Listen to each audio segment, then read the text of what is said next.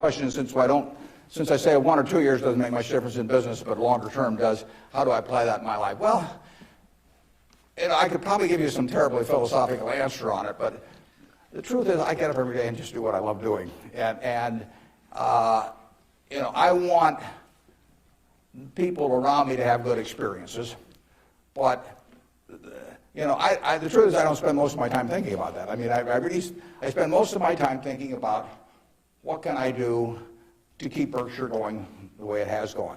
But I will tell you how to apply that, and it works reasonably well, I think, at Berkshire, because we get this self-selection of people to join in. I mean, we have created a working environment where in 38 years nobody's left that runs it. So I do feel good about that, obviously. I feel good about the results of the investors and, the Offners and those people. I mean, actually, I think a fellow may write a book about what's happened with all the money that all these different people have made in Berkshire. But I'll tell you the test on that, and it's a terrific question, because you will, when you get to my age, you will not measure how well you've done by how much money you've got. I can guarantee you that. You'll all do fine on money anyway. I mean, think about it. 7 hours a day, you're in a bed. You got exactly the same mattress I've got. If you don't, we'll sell it to you at the furniture mart. We're on a parity. I can't outdo you, in terms of my sleeping enjoyment. You can match it by buying this mattress, which we'll give you a special price on. Just mention my name. We eat at the same places. We eat at Dairy Queen, particularly if you're in my position because we own it. But we eat at McDonald's and Burger King, and when I leave here, I'll stop by a fast food place. So our eating experiences are the same. We travel the same. I mean, I had a 10-year-old car up till about a year ago, and it just doesn't make any difference to me. They all work. We live in a place that's warm in the winter and it's cool in the summer, and we watch the Super Bowl on big screen TV. You do it, I do it. We dress more or less the same. I mean, I pay more for my clothes, but they look cheap when I put them on, so we're really on a parity. Yeah. So the money isn't going to be that big a deal. Everybody in this country is going to, with the intelligence this group has, the energy you have, you're going to do well. So what's the difference? What really counts? Well, I would say that you will measure, health is enormously important, and that's a matter of a fair amount of luck. I mean, so I'm not shortchanging it. I'm just saying you can't do too much about that.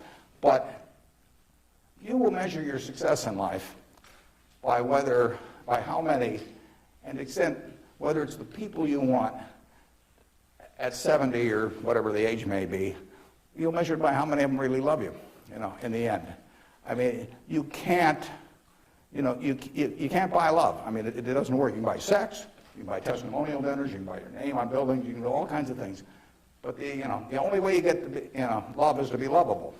It's kind of irritating, actually. If you've got a lot of money, it'd be more fun to just write out a check for $1 million. So everybody, from now on loves me. But it doesn't work that way. And in fact, the only way is to be lovable. And I've got this friend who came out of Auschwitz and had at least one member of the family die there. And what is it now? It's 60 years later. She still, when she looks at people, it's a Polish Jew, when she looks at people, the question she asks herself in determining who she really trusts as friends, the one question in her mind is, would they hide me?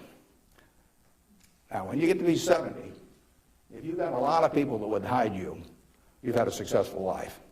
I know people who have a tremendous amount of money, no one would hide. Their own kids wouldn't hide them. I mean, they really wouldn't. I mean, their business associates wouldn't, or anybody else. If it really came down to it, they don't have anybody's respect. They've got their attention maybe with money or something of the sort, but nobody loves them. And my friend Tom Murphy at Cap Cities TV, I mean, dozens of people would hide Murph, all kinds of people would hide my wife,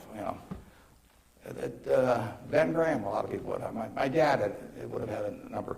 And then, like I say, that I can tell you people that, everybody may pay homage to them, and the kids may put up with them and hope they don't change their will or something, but the truth is that nobody would hide them. And if you've got a lot of people that would hide you when you get to be 70, you will have a very successful life.